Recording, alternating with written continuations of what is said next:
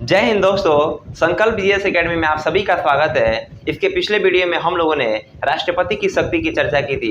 यदि आप हमारे पहले वीडियो को नहीं देखे हैं तो कृपया आप पहले क्लास को कर लें, तभी आपको यह समझ में आएगा। हम लोगों ने राष्ट्रपति की शक्ति की चर्चा कर रहे थे। हम लोगों ने राष्ट्रपति की बहुत सारे शक्ति को पढ़ लिया था, जैसे राष्ट्रपति का वित्तीय शक्ति क्या होता है, राष्ट्रपति का सैन्य शक्ति क्या होता है, उसका विशेषाधिकार शक्ति क्या होता है, उसका विवेकाधिकार शक्ति क्या होता है। बहुत सारी शक्ति हम लोगों ने देख लिया था।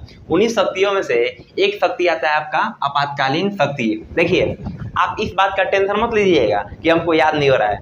कोई दिक्कत नहीं है, मत याद रहा है, मत याद हो के भाड़ में जाए, मत याद कीजिए, कोनो दिक्कत नहीं है। निफिक्र रहिए, एकदम फिट रहिए। क्यों? अरे भैया, ऐसे क्वेश्चन पूछता ही नहीं है, कभी कभी क्वेश्चन आ जाता है। आप इसको सीक्वेंस मत याद रखिएगा, सिर्फ आप इसके कॉन्सेप्ट को समझिए। ये जरूर नहीं कि हमको एकदम टॉपिक बाई टॉपिक याद करना चाहिए, कोनो दिक्कत नहीं है। क्यों याद रहे, खाली कॉन्सेप्ट को समझ में आना चाहिए। यह जरूर नहीं कि हमको पूरा याद ही रहना चाहिए। मत याद रहे, कोई दिक्कत नहीं है, खाली आप इसको समझ लीजिए। क्वेश्चन इससे नहीं पूछता है, पढ़ाना एक फर्ज है और सिर्फ आप इसको नॉलेज के लिए ध्यान में रखिए। देखिए, अगला जो शक्ति आता है आपातकालीन शक्ति, यानी कि इमरजेंसी पावर। राष्ट्रपति के पास 3 प्रकार की इमरजेंसी पावर है। देखिए, पहला जो है वो राष्ट्रीय आपात, यानी कि नेशनल इमरजेंसी। दूसरा जो है वो आपका आ जाएगा राजकीय आपात, यानी कि स्टेट इमरजेंसी। और जो तीसरा है वित्तीय आपात, फाइनेंशियल इमरजेंसी। यानी कि कोई पूछेगा कि राष्ट्रपति के पास कितने प्रकार की इमरजेंसी की शक्ति है, तो 3 प्रकार थी। एक कौन था? तो नेशनल इमरजेंसी, स्टेट इमरजेंसी और फाइनेंशियल इमरजेंसी। देखिए, नेशनल इमरजेंसी, भैया नाम से ही स्पष्ट है, देश पर कोई खतरा पड़ेगा, लगा दीजिए, पूरा देश बंद कर दीजिए। वो कौन सा इमरजेंसी हो जाएगा? तो नेशनल इमरजेंसी। दूसरा हो जाएगा आपका स्टेट इमरजेंसी, राज्य पर कोई प्रभाव पड़ रहा है या राज्य का संघ ढांचा खराब हो गया, बंद कर दीजिए राज्य को, वो आपका हो जाएगा राजकीय आपात, यानी कि स्टेट इमरजेंसी। देखिए, हम जो का जो नेशनल इमरजेंसी है अभी तक 3 बार लगा है, यानी कि आज़ादी के बाद आज़ादी से अभी तक सिर्फ 3 बार नेशनल इमरजेंसी लगा है। और जो स्टेट इमरजेंसी है अनगिनत बार लग चुका है, इसको मत याद रखिए। और आपका आ जाएगा वित्तीय आपात, यानी कि फाइनेंशियल इमरजेंसी। यानी कि फाइनेंशियल कोई दिक्कत होता है देश में तो फाइनेंशियल इमरजेंसी लगा दीजिए। इसका अभी तक कोई जरूरत ही नहीं पड़ा है, लगा ही नहीं है।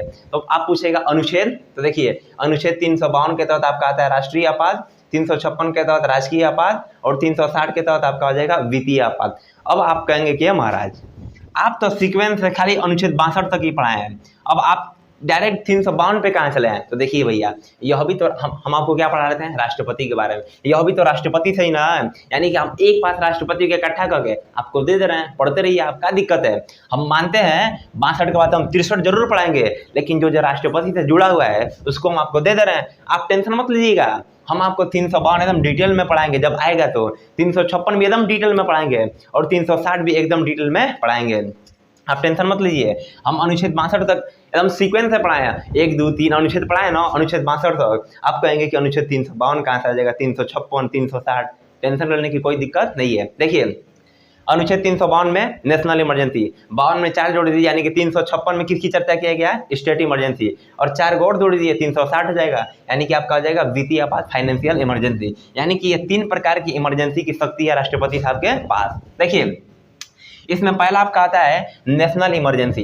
अब पूछेगा नेशनल इमरजेंसी मतलब भैया देश पर कोई संकट पड़ा है, देश को बंद कर दिए, नेशनल इमरजेंसी हो जाएगा। किस अनुच्छेद के तहत? तो अनुच्छेद 352 के तहत। भैया नेशनल इमरजेंसी क्यों लगाया जाता है? नाम से ही स्पष्ट है, देश पर कोई खतरा मंडरा रहा है, नेशनल इमरजेंसी को लगा दीजिए। सबसे पहले आप ये बता दीजिए हमको कि नेशनल इमरजेंसी कहते किसको है? सिंपल सा क्वेश्चन है भैया, नेशनल इमरजेंसी के बारे में आप पढ़ रहे हैं तो पता तो रहना चाहिए कि नेशनल इमरजेंसी लगाया क्यों जाता है। तो देखिए, 2 कंडीशन हो जाएगा तो नेशनल इमरजेंसी लगाया जाएगा। कौन कौन सा? पहला आपका कंडीशन होना चाहिए विदेशी आक्रमण, यानी कि मान लीजिए भारत पर चाइना ने आक्रमण कर दिया, अच्छा पाकिस्तान ने आक्रमण कर दिया, उस स्थिति में मंत्रिमंडल के सिफारिश पर नेशनल इमरजेंसी लगाने का जो शक्ति दिया गया है वह राष्ट्रपति को दिया गया। अब पता चल रहा है कि चाइना ने हमला कर दिया तो मंत्रिमंडल कहेगा, मंत्रिमंडल बोले तो मंत्रियों का ग्रुप, यानी कि ग्रुप ऑफ मिनिस्टर, यानी कि मंत्री सब कहेंगे सब, ए राष्ट्रपति साहब, ए महाराज, चाइना हमला कर दिया, तुरंत क्या कीजिए? आप नेशनल इमरजेंसी लगाइए। तो राष्ट्रपति क्या करेंगे? नेशनल इमरजेंसी को लगा देंगे, यानी कि देश बंद कर देंगे। तो भैया कौन सा अनुच्छेद? तो अनुच्छेद 352 के तहत। कौन सलाह देगा? तो मंत्रिमंडल के सलाह पर कौन लगाते हैं भैया? तो राष्ट्रपति साहब लगाते हैं। राष्ट्रपति सिर्फ एक मोहरा होते हैं काम करने का, भैया असली काम तो मंत्रिमंडल करता है। जोन जोन काम मंत्रिमंडल कहेगा करने के लिए वही वही काम राष्ट्रपति ही करेंगे। यानी कि मंत्रिमंडल कहेगा कि महाराज राष्ट्रपति साहब देश पर हमला हुआ है, यानी कि विदेशी आक्रमण हुआ है, आप इमरजेंसी को लगा दीजिए, तो राष्ट्रपति इमरजेंसी को लगा देंगे। अब आप ही सोचिए, जरा ध्यान से सुनिएगा, आखिर ये 30-40 नेता मतलब 30-40 मंत्री और राष्ट्रपति होते कौन है देश का फैसला लेने वाला? भैया हम लोग का भी कुछ अधिकार होना चाहिए कि नहीं होना चाहिए? आप सोचिए, कुछ अधिकार तो हम लोग का भी, भैया लोकतंत्र है, लोकतंत्र मतलब जनता का सरकार है, जनता के लिए काम करती है। तो आखिर 30-40 नेता और एगो राष्ट्रपति होते हैं देश का फैसला लेने वाला। तो कहा गया है, देखिए घबराने की कोई दिक्कत नहीं है। संविधान निर्माताओं ने कहा कि देखिए राष्ट्रपति साहब, आप नेशनल इमरजेंसी लगाएंगे तो सिर्फ 30 दिन तक मान्य होगा। 30 दिन के भीतर यदि संसद ने उसको हाँ कर दिया, यानी कि संसद ने अनुमोदन कर दिया, यानी मान लीजिए राष्ट्रपति साहब क्या करेंगे, नेशनल इमरजेंसी लगा देंगे, तो मान्य नहीं होगा, सिर्फ 30 दिन तक मान्य होगा। 30 दिन के भीतर संसद में बैठक बैठेगा और संसद पास करेगा। संसद मतलब लोकसभा और राज्यसभा। लोकसभा में 545, राज्यसभा में 245। भैया सांसदों को हम लोग चुनकर भेजते हैं लोग, हर राज्य से सांसद मतलब जाता है। सांसद को कौन चुनता है? तो भैया हम लोग चुनते हैं लोग, यानी कि वो बोलेंगे तो हम लोग बोलेंगे। प्रत्येक 10 लाख व्यक्ति पर एक सांसद को चुना जाता है, यानी कि एक सांसद ने कहा कि नहीं इमरजेंसी लगनी चाहिए, मतलब 10 लाख लोगों ने कहा कि इमरजेंसी लगनी चाहिए। इसलिए कहा जाता है राष्ट्रपति साहब आप इमरजेंसी लगाए, ठीक है, वह इमरजेंसी सर सिर्फ 30 दिन तक ही मान्य होगा। 30 दिन के भीतर संसद अनुमोदन करेगा, यानी कि 30 दिन के भीतर संसद का लोकसभा भी कहेगा कि नहीं इमरजेंसी रहना चाहिए और राज्यसभा भी कहेगा कि नहीं इमरजेंसी रहना चाहिए। तब क्या हो जाएगा, इमरजेंसी को 6 महीना तक लागू कर दिया जाएगा। और मान लीजिए और 6 महीने तक लागू रहेगा। यहाँ पर एक क्वेश्चन फंसता है, क्वेश्चन पूछेगा कि राष्ट्रपति इमरजेंसी को लागू करते हैं तो वह इमरजेंसी कितना दिन तक लागू रहेगा? बच्चा मार के चले जाएगा 6 महीना, तुरंत एग्जामिनर काट देगा। ध्यान से सुनिए, जब राष्ट्रपति इमरजेंसी को लागू करते हैं तो वह इमरजेंसी सिर्फ 30 दिन तक मान्य होता है, उससे अधिक मान्य नहीं होता है। लेकिन कहेगा क्वेश्चन कि जब लोकसभा राज्यसभा यानी कि जब संसद इमरजेंसी को लागू करता है तो वह इमरजेंसी कितना दिन तक मान्य है? तो भैया 6 महीने तक, यानी कि 6 महीने तक वह मान्य होता है। अब देखिए, मान लीजिए राष्ट्रपति ने क्या किया, इमरजेंसी को लगा दिया। 30 दिन के भीतर लोकसभा ने कहा कि ठीक है इमरजेंसी रहना चाहिए, राज्यसभा ने कहा कि इमरजेंसी रहनी चाहिए, और क्या हो जाएगा, अब पारित हो गया और 6 महीना तक इमरजेंसी लागू हो गया। अब पता चल रहा है कि 6 महीना तक इमरजेंसी लागू है, युद्ध अभी होखबे कर रहा है, चाइना हमला बार बार बोल रहा है। अब क्या किया जाएगा? तो कहा गया कि देखिए यदि इमरजेंसी संसद ने पारित कर दिया है, यानी कि 6 महीने का इमरजेंसी लग गया है, फिर भी अगर युद्ध हो रहा है तो संसद फिर बैठक बुलाएगी, फिर लोकसभा कहेगा कि नहीं इमरजेंसी आगे रहना चाहिए, राज्यसभा कहेगा कि नहीं कंटिन्यू कीजिए इमरजेंसी को, तो फिर 6 महीना बढ़ा के कब तक बढ़ेगा? तो अनंत काल तक। आप तब तक इमरजेंसी को बढ़ाइए जब तक कि आपातकालीन खत्म न हो जाए, यानी कि विदेशी आक्रमण न रुक जाए। जब तक विदेशी आक्रमण हो रहा है, जब तक युद्ध चल रहा है, तब तक आप आपातकाल को लगाए रखिए। अब आप सोचिए, चला दिमाग लगाइए, आपके दिमाग में क्वेश्चन उठना चाहिए कि एक बात बताइए आप, मान लीजिए कि हम नेशनल इमरजेंसी को लगा दिए, 6 महीना के लिए लागू हो गया ये, मान लीजिए, और पता चल रहा है कि मात्र 2 महीना बाद खत्म हो जा रहा है युद्ध, यानी कि युद्ध खत्म हो जा रहा है, युद्ध फाइनल। अब क्या करेंगे? 6 महीना इमरजेंसी चलेंगे? नहीं भैया, कहा गया है कि यदि 6 महीने का इमरजेंसी लग गया और युद्ध 2 महीना के अंदर ही खत्म हो जा रही है, कोई दिक्कत नहीं, आप इमरजेंसी को खत्म कर सकते हैं, यानी कि आप इमरजेंसी को खत्म कर दीजिए। तो अनुच्छेद 352 के तहत कहा गया है सलाह कौन देगा? तो मंत्रिमंडल की सिफारिश पर लागू कौन कराएगा? तो राष्ट्रपति साहब इसे लागू कराएंगे।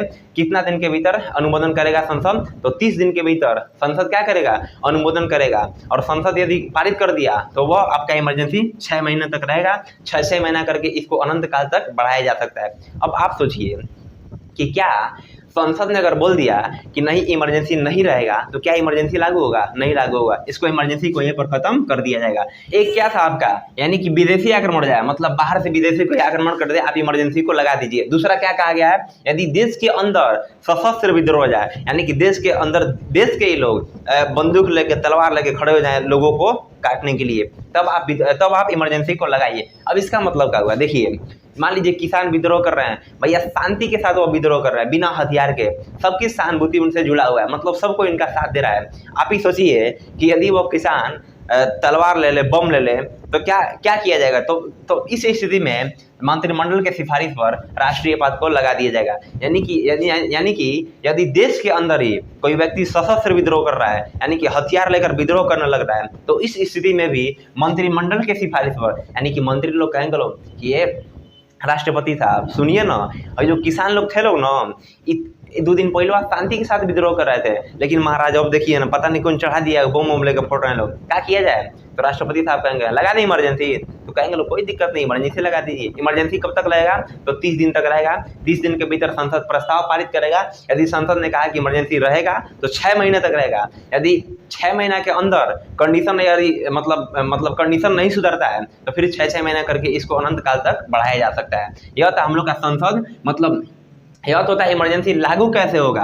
अब भैया इमरजेंसी लागू हुआ था, प्रभाव क्या पड़ेगा?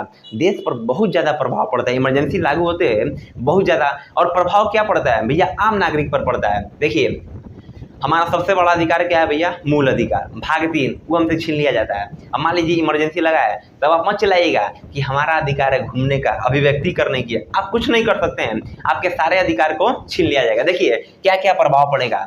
जैसे ही अनुच्छेद 352 बोले तो आपका नेशनल इमरजेंसी रहेगा, वो लागू होते होते, यानी कि जैसे 352 लागू होगा, 352 लागू होते होते 358 भी लागू हो जाएगा। यानी कि बाई 1 गेट 1 फ्री, एगो लागू हुआ एगो अपने मन में मिल जाएगा। यानी कि 352 लागू होते ही 358 लागू हो जाएगा। अब आपको पता नहीं है 358 कहता क्या है, तो देखिए 358 में कहा गया है कि यदि 352 लगेगा तो 358 भी लग जाएगा, और 358 लगेगा ना तो हम लोग का सबसे बड़ा अधिकार क्या है भैया? संविधान कार्य किसे कहते हैं? 19 को, अनुच्छेद 19, यानी कि क्या करेगा? ऋण तुर देगा, संविधान का ऋण तुर देता है। यानी कि हम लोग का जो अनुच्छेद 19 है, हम लोग का जो मूल अधिकार ओके छीन लेता है, कहता है कि बात चुट्टा कहीं के आम नागरिक से ओकर मूल अधिकार छीन लो। यानी कि अनुच्छेद 352 लागू होते ही अनुच्छेद 358 भी लागू हो जाता है और हमारे मूल अधिकार को छीन लिया जाता है। अब आप सोचेंगे कि ये गलत होता है, गलत नहीं होता है, बिल्कुल सही होता है। हम लोग क्या पॉलिटी पढ़ते हैं, अनुच्छेद ना, लेकिन जो सुप्रीम कोर्ट के जज और संविधान जो निर्माता थे बहुत होशियार थे, उन्होंने देश का भविष्य देखा, तभी तो हमारा मान लीजिए संविधान 70 साल पुराना है, लेकिन कहीं पर भी मतलब ऐसी बात लिखी गई है जो देश की एकता अखंडता के खिलाफ हो, एकदम परफेक्ट लिखा गया है। आप सोचिए कि उस समय के जो नेता लोग थे कितने माइंडली थे, और इस समय देख लीजिए। देखिए आप सोचते होंगे कि अरे भैया मूल अधिकार छीन के बड़ी गलती काम किया जाता है, गलती नहीं किया जाता है, इसको समझिए। अनुच्छेद 19 में क्या है भैया?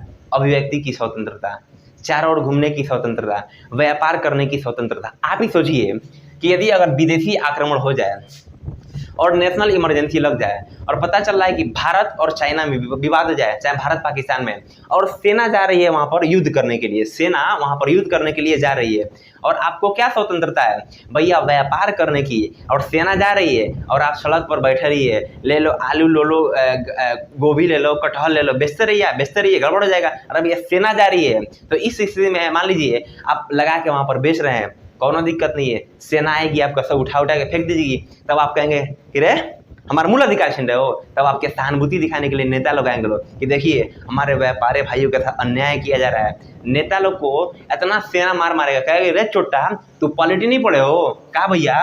तो अनुच्छेद 352 लागू होगा तो 358 भी लागू हो जाएगा, और जैसे 358 लागू होगा आपका जो अनुच्छेद 19 है उसको छीन लिया जाएगा। यानी कि आप न तो कुछ बोल सकते हैं, न तो चारों तरफ घूम सकते हैं। ये नहीं कि अनुच्छेद 352 लगा हुआ है और आप घूमने की स्वतंत्रता है कि नहीं हमें?